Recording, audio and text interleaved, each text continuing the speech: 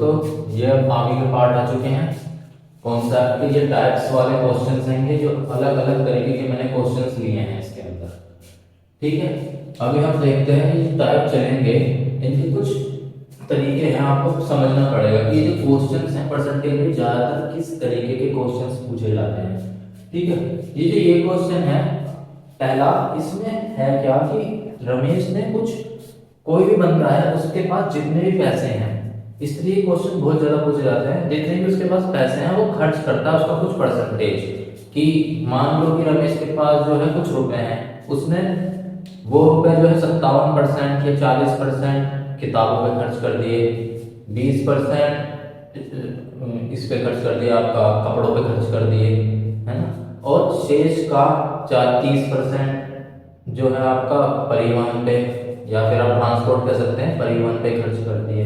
तो इस तरीके के क्वेश्चन बहुत ज़्यादा पूछे जाते हैं, और पूछते हैं एंड में, कह देते हैं कि अगर रमेश के पास एंड में इतने रुपए बचे, या किसी भी बंदे के पास एंड में शेष इतने रुपए बचे, तो उसके पास प्रारंभ में कितनी पूंजी थी। इस तरीके के क्वेश्चन बहुत ज़्यादा पूछे जाते हैं फ्रीक्वेंटली। तो इस तरीके के क्वेश्चन को किस तरीके से टैकल करना है आसानी से, मैं ये बताऊंगा आपको। ये देखिए, ये क्वेश्चन समझिए वैसा ही है। रमेश के पास कुछ रुपए थे, उसका 37.5% उसने महेश को दिया, और शेष का 40% उसने किताब खरीदने में व्यय किया।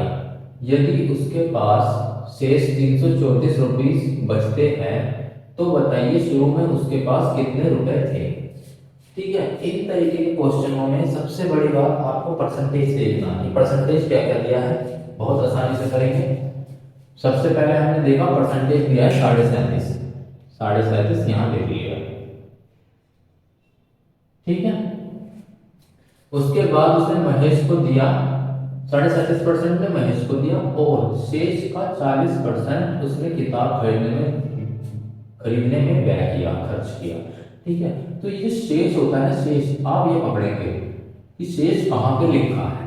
जहां पे भी शेष लिखा है, शेष का 40% उसको, उस वाले परसेंट को, उसके बाद वाले परसेंट को अलग लिखेंगे 40%। ठीक है, अगर शेष ना दिया होता तो आप 37.5% में 40% जोड़ देते, ये जोड़ के लिखा जाता है 40 और 37 87। ओके, अगर शेष दे दिया बीच में तो आप इसे अलग लिखेंगे 40% को। ठीक है, तो 37.5% की वैल्यू कितनी हुई, 3/8। मैंने आपको टेबल कराई थी, और ये निकल भी सकता है, कैसे ये भी बताया था। 40% की वैल्यू कितनी होगी, 40% की वैल्यू 40/100, 20 दूनी 40, 20×100, तो 2/5, ये आपकी हो गई 40% की वैल्यू। जब 37.5% खर्च किया है तो बचा कितना, यदि उसके पास 8 था, इस 8 को हम मानेंगे, यदि उसके पास 8 रुपए थे तो उसने 3 रुपए खर्च कर दिए, तो कितने बचे, 8 - 3 5 रुपए। ठीक है, ये बचत है, और ये जो उसके पास पैसे थे ये बचत है। ऐसे ही ये जो आपके पास, अगर उसके पास 5 रुपए थे यहाँ पे, ठीक है, तो उसने 2 खर्च किए, तो बचे कितने, 5 - 2 3 बचे, तो हमने यहाँ पे 3 लिख लिया। ठीक है, अब देखना ये क्वेश्चन कितनी आसानी से हमने कर लिया। वही वाला कॉन्सेप्ट, 5 से 5 यहाँ काट दो, या इनकी मल्टीप्लिकेशन इनकी गुणा यहाँ, अनुपात इनकी गुणा यहाँ, हम यहीं पे काट लेंगे। 5 काट लिया, तो ये कितना हो गया, 8/3। ठीक है, ये आपका हो गया। अब आप देखिए, ये आपका क्या आया, ये आपका आया बचत, सेविंग्स, और ये आपका क्या था, प्रारंभ की पूंजी, जो प्रारंभ में पैसे थे उसके पास। ठीक है, तो इसकी वैल्यू तो हमको दे दी क्वेश्चन के अंदर, सेविंग्स की अंत में उसके पास जो बचा वो 3 है, लेकिन क्वेश्चन में तो दे रखा 324, तो यहां हमने लिख दिया 324। कितने गुने ज्यादा, 108 गुने ज्यादा। ठीक है, तो आपके जो प्रारंभ में पूंजी होगी वो भी कितने गुने ज्यादा होगी, 108 गुने ज्यादा। तो कितने रुपए हो गए 864, और यही आपकी प्रारंभिक पूंजी उसने पूछी है आंसर। ठीक है, शेष का सारा खेल है, आपको इन क्वेश्चनों के अंदर शेष को देखना है, कहाँ शेष लिखा हुआ है। जहां भी शेष लिखा हुआ है वहां से परसेंटेज को अलग अलग कर देंगे। 37.5% आपने अलग कर दिया, शेष लिखा था तो 40% को अलग कर दिया। अगर शेष ना लिखा हो, 2% एक साथ दे दिए हो, तो वो दोनों परसेंटेज आपस में जुड़ जाएंगे। अभी देखना नेक्स्ट क्वेश्चन में कैसे, ये मैं आपको समझाऊंगा। ये देखो, खुशबू अपने पिताजी से प्राप्त राशि का 30% कपड़ों पर, 40% किताबों पर, शेष का 50% परिवहन पर खर्च करती है। इसके बाद उस पर 930 रुपए, जो शेष का आधा है, उतना बचता है। ठीक है, खुशबू के पास प्रारंभ में कितने रुपए थे। ठीक है, यहाँ 2 पॉइंट है। अब आप समझो कि 30% कपड़ों पर, अब यहाँ शेष नहीं लगा है इस परसेंटेज के बाद, कोमा 40% किताबों पर। ठीक है, शेष नहीं लगा है, तो ये 30 और 40% जुड़ जाएंगे, 30% प्लस 40% ये जुड़ जाएंगे। और किताबों पर और शेष का, जहां शेष आ गया वहीं से वो परसेंटेज उसके बाद वाला अलग हो जाएगा। शेष का 50%, तो ये 50% हमने अलग लिख दिया। ठीक है, 30% कपड़ों पर, 40% किताबों पर, क्योंकि इनके बीच में शेष नहीं था, तो 30% और 40% को हम जोड़ के लिखेंगे। ये ही कॉन्सेप्ट है आसानी से करने का। तो ये कितना होगा 70% और ये हो गया 50%। अब वही से 70% को कितना लिखेंगे 70/100, यानी 7/10। ओके, और 50% यानी कि 1/2, 50/100 यानी 1/2। तो कहने का मतलब ये है कि अगर उसके पास 10 रुपए थे तो उसने 7 रुपए खर्च कर दिए, तो उसके पास बचे कितने, 10 - 7 3। तो हम यहाँ लिखेंगे अगर 10 रुपए थे तो सेविंग्स उसकी कितनी हुई 3 की। ठीक है, अगर उसके पास 10 रुपए थे तो उसके पास सेविंग कितनी हुई 3 की। और अगर उसके पास यहाँ 2 रुपए थे तो यहाँ सेविंग्स कितनी हुई 2 - 1 की ये हुई। तो अब हम क्या करेंगे, इनका मल्टीप्लिकेशन कर देंगे जैसे मैंने बताया था। तो ये क्या हुआ 10 × 2 = 20 हो गया, 20 हो गया, ये अनुपात 3 हो गया। ठीक है, अब हमको दे क्या रखा है, उसने कहा इसके बाद उस पर 930 रुपए, जो शेष का आधा है। अब देखिए इन्होंने यहाँ फंसाया है, शेष 930 रुपए नहीं है, वो कह रहा है 930 रुपए जो शेष का आधा है, 1/2 शेष का आधा है। तो शेष कितना होगा 2 इधर जाके मल्टीप्लाई हो जाएगा, और शेष कितना हो गया 930 × 2 कितना हो गया 1860 रुपए। ये हुआ है आपका शेष बचा है। उन्होंने फंसाने के लिए लिखा बच्चे फंस जाने से, इसके बाद उस पर 930 रुपए जो शेष का आधा है बचता है। तो शेष जब का आधा जब 930 रुपए, तो शेष कितना हो गया उसका 2 गुना, 2 × 6 2 × 18 1860 रुपए। तो शेष इस 3 की वैल्यू जो है यह आपको दी है 1860 रुपए।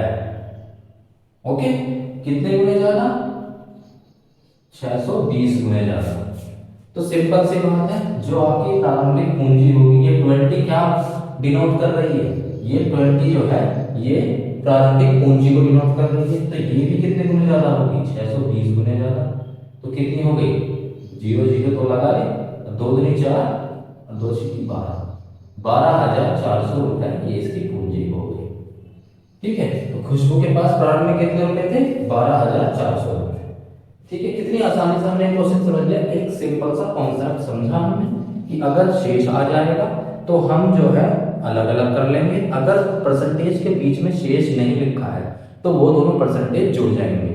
कितनी आसानी से हमने ये दोनों क्वेश्चन कर लिए। और आप अब खुद से क्वेश्चन लगा के देखना, कहीं से भी उठा लेना, इस तरीके से सारे क्वेश्चन कर देंगे आप। ठीक है, अब यहाँ जो ये क्वेश्चन आए हैं ये कुछ अलग तरीके के क्वेश्चन है। ठीक है, इसमें क्या होता है कि एक दुकानदार जो होता है, ये जो है कोई सामान इसने खरीदा, अब वो करता क्या है उस सामान को खरीद के उसका कुछ हिस्सा कुछ परसेंट लाभ पे बेच देता है और कुछ हिस्सा कुछ परसेंट लाभ पे बेच देता है। तो क्वेश्चन में पूछते हैं कि ओवरऑल परसेंटेज बताइए। मान लो कि मैंने कुछ चावल खरीदे, मान लो कि मैंने 5 किलो चावल खरीदे, तो बोलेगा उसका 2/, या 2/3 हिस्सा या 2/3 हिस्सा आपने 10% लाभ पे बेच दिया और आप जो रिमेनिंग जो बचा हुआ हिस्सा था वो आपने 20% लाभ पर बेच दिया। तो आपको ओवरऑल कितना प्रॉफिट हुआ, ओवरऑल आपको कितना लाभ हुआ, ये भी एक टाइप है इस परसेंटेज के क्वेश्चन का। तो वो हम देखेंगे और इसमें बहुत तरीके के क्वेश्चन आते हैं जिसको हम बहुत आसानी से कर सकते हैं। वैसे तो इन क्वेश्चनों को हम एलिगेशन से भी कर सकते हैं, लेकिन वो मैं तब बताऊंगा जब हम एलिगेशन करेंगे, बहुत आसान हो जाएगा। लेकिन अभी समझते हैं कि इन क्वेश्चनों को कैसे किया जाता है। ठीक है, चलो आगे चलते हैं। लिखा है एक दुकानदार कुछ वस्तुओं को 9500 रुपये में खरीदता है। वह उस वस्तु का 3/5 हिस्सा 17% लाभ पर, देखिए उसने कहा ना कि उसका कुछ हिस्सा 3/5 हिस्सा ले लिया 17% लाभ पर, तथा जो शेष हिस्सा है, जो बच गया हिस्सा, उसमें 12% लाभ पर वो बेचता है। उसे सभी वस्तुओं पर कितने प्रतिशत का लाभ हो, टोटल आपसे रिजल्टेंट प्रॉफिट भी बोल सकते हैं इसे, परिणामी टोटल जो परिणामी आपका लाभ हुआ वो उसका प्रतिशत पूछ सकते हैं। इस तरीके से इन क्वेश्चनों को दिया जाता है। तो अब आप देखना हम इस क्वेश्चन को कैसे करेंगे। 3/5 हिस्सा है, वस्तु का 3/5 हिस्सा है, इसकी तो जरूरत भी नहीं पड़ेगी। आप देखना अभी इसकी जरूरत नहीं पड़ेगी कि प्रतिशत पूछ रहा है, ये तो बेवकूफ फंसाने के लिए दिए थे। 3/5 हिस्सा में जो 5 है ये टोटल माना जाता है, हर में ये टोटल माना जाता है। और अगर पहला हिस्सा 3 हो गया, पहला हिस्सा अगर आपका 3 हो गया तो बचा हुआ हिस्सा कितना हुआ, दूसरा हिस्सा कितना हो गया, वो हो जाएगा आपका 5 - 3, 5 - 3 जो कि हुआ 2। तो आपके पास टोटल हिस्सा 5, पहला हिस्सा आपके पास 3 और दूसरा हिस्सा मतलब 2। मैंने ये समझ लीजिए अगर टोटल 5 किलोग्राम है तो उसमें से 3 किलोग्राम चावल को 17% लाभ पर बेचा और जो 2% चावल है उसको 12% लाभ पर बेचा। तो टोटल 5 किलो पर उसे कितना फायदा हुआ, ये क्वेश्चन बन गया। तो अब इस 3 को पकड़ो, पहले हिस्सा, इसकी मल्टीप्लाई सीधा इससे कर दो लाभ से, 3 × 17%, तो ये कितना हुआ आपका 51% हो गया। ठीक है, अब जो आपका दूसरा हिस्सा है उसकी वैल्यू रखो, दूसरे हिस्से की क्या वैल्यू है, ये कितने लाभ पर बेचा दूसरे हिस्से को, 12% लाभ पर, तो कितना हो गया ये 24। कितना आसान आप देखना, बस जोड़ घटा चलेगी। अब आपको पता है जो परिणामी हिस्सा है 5, 3 और 2, इनको जोड़ दो आपस में, कितना हो गया 5। ठीक है, पूछ रहा है कितना लाभ होगा, तो हमने मान लिया x लाभ होगा। ठीक है, और ये जोड़ के लिख दो 4 और 5, क्योंकि हम जोड़ रहे हैं 4 और 5, 5 और 7, 75। तो x की वैल्यू कितनी आ गई, x की वैल्यू कितनी आ गई आपकी 75/5 यानी कि 15% आंसर। और आपने देखा बहुत से बच्चे क्या करते हैं, पहले 95 तो लेते, फिर उसका 3/5 निकालते, फिर 3/5 निकालने के उसका 2/5 निकालते, फिर उसको 17% लाभ पर देखते और उसको 12% लाभ पर करते। फिर उसके बाद जो पहले वाला 9500 है जो बाद में जुड़कर आया है उसको घटाते जोड़ते और फिर बट्टे कॉस्ट क्रॉस आने वाले लाभ से भाग करते। ये तो बहुत बड़ा प्रोसेस होता। हमने इसको कॉम्पिटिटिव एग्जामों के लिए कितना छोटा कर दिया, और देखना आगे भी हम इसी तरीके से क्वेश्चन करेंगे। बस इसमें कुछ नहीं करना है, 3/5 हिस्सा लिया, 5 हमने टोटल मान लिया और 3 मान लिया पहला हिस्सा। जब 3/5 है, 3/5 का क्या मतलब होता है, जो 5 है ये टोटल होता है और जो 3 है ये पहला हिस्सा होता है। तो दूसरा हिस्सा कितना हो गया 5 - 3 2 हो गया। बस 3 और 2 लेके 5 बना रहे। ठीक है, 3 को कितने वाले परसेंटेज में बेचा 17% पे, तो 17 × 3 = 51। 2 को कितने पे बेच दिया 12 पे बेच दिया, 24%। तो टोटल इनको जोड़ दिया 3 को 5, ये तो x मान लिया 5 पे x होएगा और इनको जोड़ दिया 4 × 5 और 5 × 7 75%।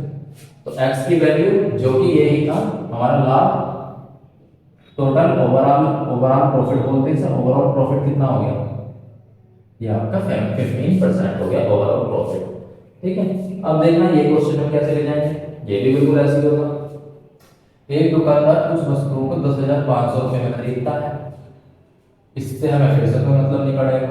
उसका 3/7 भाग 20% लाभ पर तथा शेष हिस्सा कितनी हानि पर बेचे कि 5% लाभ हो जाए। इस बार देखो हमने क्या करा, इस बार ये बीच वाली वैल्यू नहीं दी, जैसे ऊपर वाली ने इसकी वैल्यू नहीं दी, ये वैल्यू दे दी और ये वाली वैल्यू पूछ रहा है। बिल्कुल इसी तरीके से होगा, ऐसे ही देखना कैसे। 3/7 हिस्सा है, 3/7 हिस्सा है, ठीक है। इस 7 को हमने मान लिया टोटल, ठीक है। जब इस 7 को टोटल मान लिया तो ये 3 क्या हो गया, पहला हिस्सा, ठीक है। 7 - 3 4 क्या होगा, ये आपका दूसरा हिस्सा होगा।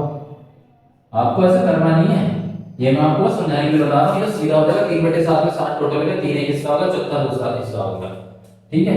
तो 3 की मल्टीप्लाई कैसे करोगे, 3 की वैल्यू कितनी है, ये पहला हिस्सा 3, ये 20% लाभ पे है, 20% यहाँ लिख दिया, ये कितना हो गया आपका 60%, ठीक है। ऐसे ही आपका जो बचा हुआ हिस्सा रिमेनिंग था 4, इसको पूछ रहे कितनी प्रतिशत हानि पर, और हानि डिनोट होती है माइनस चिन्ह से, ऋणात्मक चिन्ह से, ठीक है। तो यहाँ हमने लिखा x, और यहाँ हमने कुछ नहीं लिखा, हम देखेंगे नीचे वाली वैल्यू से कि वहां पे क्या आएगा। अब देखो यहाँ क्या था, 3 और 4, ये तो हो गया 7, इसको कितने प्रतिशत ओवरऑल क्या है, 5% लाभ होना चाहिए, तो 5% लाभ यहाँ लिख दिया, इसकी वैल्यू दे रखी है इस बार आपको, ठीक है। ये कितना होगा 35। तो अब आप खुद सोचिए x, अब आप खुद सोचिए कि 60 में से मैं क्या घटा दूं कि 35 आ जाए, तो मुझे खुद घटा के लिखना पड़ेगा। 60 - 35, 10 5 5 5 3 2, तो मतलब अगर मैं माइनस के 25 कर दूं तो घट के 35 आ जाएगा। 60 में से 25 घटाऊंगा तो 35 आ जाएगा, ठीक है। 4x की वैल्यू कितनी मिल गई मुझे, 4x की वैल्यू मिल गई माइनस के 25। माइनस डिनोट कर रहा है कि हानि हो रही है, दूसरे सौदे में इसको हानि हो रही है, ठीक है। x की वैल्यू कितनी हो गई, माइनस के 25/4, या फिर 6.25% माइनस के, मतलब कि हानि हुई है, या फिर आप ये कह दें 6.25% की हानि हुई है, ठीक है। तो ये क्वेश्चन हम कर ले गए ऐसे बिल्कुल सेम टू सेम। अब ये क्वेश्चन देखना बिल्कुल वैसे ही सेम टू सेम कर जाएंगे, ठीक है। एक दुकानदार कुछ वस्तु खरीदता है, वस्तु का 4/5 भाग हमने पकड़ लिया, 4/5 सीधा, ठीक है। अब हमें पता है 5 टोटल है, 4 पहला भाग है, तो 1 दूसरा भाग हो गया, 4 जो पहला भाग है उस 4 को लिखा, ठीक है। अब मैं बस सिंपल करा रहा हूँ आपको सीधा, अब आपकी एक अंडरस्टैंडिंग बन चुकी है। 4/5 4 वाले भाग को किस में भेजा इसने, 25% पे, तो यहाँ 25 लिख दिया, ये कितना होगा 25 चौके 100, ठीक है। और जो 1 बचा, जो दूसरा भाग बचा वो 1 है, रिमेनिंग 1, उसको क्या है, शेष बचे हुए भाग को क्रय मूल्य पर ही भेज दिया। भाई सिंपल सी बात है, अगर आप बचे किसी भी हिस्से को क्रय मूल्य पर ही बेचेंगे, मतलब जितने में आपने खरीदा है उतने में ही आप बेच देते हैं, तो इसका मतलब आपको ना तो लाभ हुआ ना हानि हुई, 0% लाभ हानि। तो कितना लाभ हुआ, 0%, तो है 0 लिख दिया, ओके। तो 1 गुणा 0, 0 को किसी से मल्टीप्लाई करो 0 ही होगा, तो यहाँ आ गया 0, ठीक है। 4 और 1 ये जुड़ के क्या हुआ 5, यहाँ हमें पता नहीं x निकालना है, तो कितना लाभ हुआ 100/0, 100 + 0 100, तो x की वैल्यू कितनी आ गई टोटल 20%, 20% लाभ, क्योंकि प्लस में आना है, तो ये लाभ हुआ। कर ले क्वेश्चन, 4/5 का 5 टोटल भाग, 4 पहला भाग तो 1 दूसरा भाग, 4 जो पहला भाग था 25% लाभ से मल्टीप्लाई करी, कितना हो गया 100, बचा हुआ लाभ क्या 1, बचा हुआ भाग क्या 1, उसे क्रय मूल्य पर भेज दिया। इसका मतलब ना तो लाभ हुआ ना हानि हुई, ठीक है। तो क्रय मूल्य पर ही भेज दिया, तो 0 लाभ हानि और गुणा 0, 1 गुणा 0 0, 4 और 1 तो हो गए 5। x हमसे पूछा है कि कितना प्रतिशत लाभ होगा, 100 + 0 100, x की वैल्यू 20%, ठीक है। तो इस तरीके से हम क्वेश्चनों को बहुत ही शॉर्ट मेथड से कर सकते हैं। अब ये क्वेश्चन है थोड़ा सा कॉम्प्लिकेटेड है, वो कैसे कॉम्प्लिकेटेड है मैं समझाता हूँ। ये थोड़ा सा अलग कॉन्सेप्ट है क्वेश्चन इन दी एंड में करूंगा वही देखना। ये कह रहा है रीना अपनी पूंजी का 1/4 भाग, और इन क्वेश्चन में क्या अंतर है ये आप थोड़ा समझना। रीना अपनी पूंजी का 1/4 भाग 8% तथा 1/5 भाग 9% तथा शेष भाग 10% निवेश करती है। ठीक है, यदि उसको अंत में 372 रुपए का लाभ हुआ तो प्रारंभ में रीना के पास कितनी पूंजी। ठीक है, ये थोड़ा सा अलग है क्वेश्चन, कोई बात नहीं, हम देखते हैं। इस बार पहले सिर्फ वो एक बार भाग दे रहा 4/5 भाग, एक बार आपको भिन्नात्मक वैल्यू दे दी 4/5, इस बार 2 ले लिया, 1/4 1/5 और शेष 3 भाग है। ठीक है, तो एक तो भाग है इसका 1/4, एक भाग है इसका 1/5, और एक इनके बाद इनको जोड़ने के बाद टोटल में से घटा देंगे तो वो बचेगा शेष भाग। ठीक है, 3 भाग हो गए। अब हमें करना क्या होता है कि ये तो बहुत कॉम्प्लिकेटेड सा लग रहा है कि 1/4 1/5 और शेष, है ना। तो इसको एक काम करते हैं, हमेशा ऐसे ही करते हैं, इसको एक इंटीजर एक पूर्णांक में बदल लेते हैं। ठीक है, पूर्णांक में बदलने का क्या तरीका है, हमेशा एक ही तरीका होता है कि जो आपका हर होता है, जो डिनोमिनेटर होता है, उसका ले लेते हैं एलसीएम। तो 4 और 5 का एलसीएम क्या होगा, 4 × 5 20। तो जो ये एलसीएम हमने लिया है 4 और 5 का एलसीएम, जो ये 4 × 5 20 होता है, इसको ही हम मानेंगे कि ये टोटल वैल्यू है। वही टोटल जो यहां भी एक टोटल वैल्यू थी, यहां भी एक टोटल वैल्यू थी, वैसे ही हमने इनके एलसीएम को टोटल माना। ठीक है, अब इस टोटल मतलब इस एलसीएम की मल्टीप्लाई हम क्या करते हैं, इस 20 से कर देते हैं और इसकी 20 से कर देते हैं, क्योंकि जिससे कि पूर्णांक बन जाए। हम किसी भी हर को हमने क्यों मल्टीप्लाई करी, अगर हम इसकी 20 से मल्टीप्लाई कर देंगे तो ये पूर्णांक बन जाएगा। 4 5 20, तो ये तो 5 हो, 5 4 20 5 हो गया। ठीक है, अब हमारा टोटल है 20।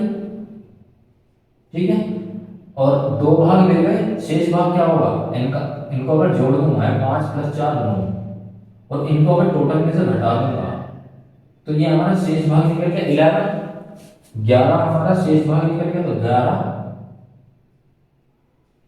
5 4 9 11 20 जो कि टोटल है। ठीक है, रिमेनिंग भाग समझे कैसे निकाला, टोटल में से 5 + 4 9 में घटा दूंगा तो बचा हुआ भाग निकल जाएगा। ठीक है, अब वही काम कर दो, बस 3 बनेगी, बस इस बार टोटल 4 बन जाएगी। 5 वाला भाग आपने कितने परसेंट में निवेश किया, 8% है, 5 × 8%, ये तो हो गया आपका 40। ओके, जो 4 वाला भाग था इसको कितने प्रतिशत में निवेश किया, 9% पे, तो ये आ गया आपका 9%, ये हो गया आपका 36%। ठीक है, और 10% जो निवेश किया, मतलब जो शेष भाग है वो 10% पे, शेष भाग कितना है 11, शेष भाग आपका 11 है, उसे 10% पे निवेश करा तो ये कितना हो गया आपका 110। ओके, अब हम इन तीनों पार्टों को जोड़ देंगे, जोड़ दो, टोटल 20 बनाना है हमें, 5 4 9 11 20, इसको कितने प्रतिशत लाभ पर देखें ये पूछेगा, तो ये कितना हो जाएगा 40 36 76 और 186 186 हो गया। तो x की वैल्यू कितनी हो गई 186/20। ठीक है, 93/10 लिख सकते हैं, 2 से कट रहा है, 2 दाम 20 और 2 93 से कट रहा है, 93/10 मतलब कि 9/9.3%। ठीक है, अब आप एक चीज देखो, ये हमारा इन द एंड लाभ निकल गया। ये जो हम लाभ निकालते हैं कि पूरे व्यापार के दौरान जो पूरे हिस्से पर उसको 9.3% का पैसा वापस आया, मतलब 9.3% उसको लाभ मिला। ठीक है, और इसी लाभ परसेंटेज की वैल्यू ही तो दे रखी है आपको कि टोटल लाभ उसको एंड में 372 रुपए हुआ, वो आपको इस परसेंटेज की वैल्यू भी तो दे रखी है 372, तो 9.3% की वैल्यू दे रखी है 372, इसी परसेंटेज की वैल्यू दे रखी है 372। तो पूछ रहा है कि रीना के पास कितनी पूंजी थी, भाई कितनी पूंजी थी 100%, क्योंकि 100% में से ही होता है, हमेशा 100% होती है पूंजी। तो 100% की वैल्यू निकाल लो, कितनी हो जाएगी 372/9.3 इंटू 100। ठीक है, ये पॉइंट हटाया तो ऊपर जीरो बढ़ जाएगी। 93 से 372 कितनी बार जा रहा है 4 टाइम्स, 4 टाइम्स है तो कितना हो गया 4000 रुपीज आंसर। ये आपका आंसर आ गया। फिर से समझते हैं, इन क्वेश्चनों में और इन क्वेश्चनों में अंतर क्या रहा। इसमें सिर्फ एक बार देता 3/7 भाग 20% पे, तो हम 7 को टोटल मान लेते हैं, 3 को पहला भाग मान लेते हैं, 7 में से 3 के 4 को दूसरा भाग मान लेते थे, है ना, और 7 हो गए टोटल। इसमें 2 बार दिए हैं, ये जो भिन्नात्मक है 1/4 दिया है और 1/5 दिया है। तो इनको, क्योंकि ये जो भिन्नात्मक रूप में है, इसको एक पूर्णांक में बदलने के लिए हम इनके हरों के एलसीएम से मल्टीप्लाई कर लेते हैं, और जो एलसीएम जो लघुत्तम समापवर्तक होता है उसी को टोटल वैल्यू मानते हैं। ठीक है, अब 4 बजे 20, ये तो होगी 5, 5 चौके 20, ये होगी 4, और टोटल हो गया 20, तो शेष बचा हुआ हिस्सा भी निकल जाएगा। अगर मैं 5 और 4 को जोड़ के 20 में से घटा दूं तो शेष बचा हुआ हिस्सा ही मिल गया। अब सेम ऊपर वालों की तरह क्वेश्चन कर दो, 5 वाले भाग को कितने परसेंट पूंजी पे 8% पूंजी पे, है ना, 4 वाले भाग को 9%, 11%, 11 वाले भाग को 10% जोड़ा, आपका 20 पूरा मतलब 20 जो वैल्यू है टोटल वैल्यू पे कितने परसेंट का उसको लाभ हो रहा है 9.3% का। लेकिन इस 9.3% की वैल्यू दे रखी है 372। ठीक है भाई साहब, तो टोटल पूंजी की क्या वैल्यू होगी भाई, टोटल पूंजी 100%, तो 100% की वैल्यू कितनी होगी 9.372/9.3 इंटू 100, निकल गया आपका 4000। ठीक है, अगर आपको क्वेश्चन समझ में आए, जैसे कि मैंने बहुत कोशिश करी आपको समझाने का, लाइक और कमेंट कीजिए और बताइए क्या नहीं समझ में आया, मैं पूरी कोशिश करूंगा आपको बताने की। पर ये जो क्वेश्चंस हैं मैंने जिस तरीके से आपको बताया, ये फ्रीक्वेंटली पूछे जाते हैं और हम आसानी से क्वेश्चनों को करने की कोशिश करें। ठीक है, कि हमें कॉम्पिटिटिव एग्जाम में कम टाइम लगे, वरना बहुत ज़्यादा टाइम लग जाता है इन क्वेश्चनों में। इसलिए मैं चाहता हूँ कि आप में एक समझ विकसित हो कि किस तरीके के क्वेश्चन आते हैं और उनको किस तरीके से टैकल करना है। ओके, तो चलते हैं, फिर कल मिलेंगे इस चैनल पे। ठीक है, लाइक से सब्सक्राइब कीजिए अगर पसंद आया तो।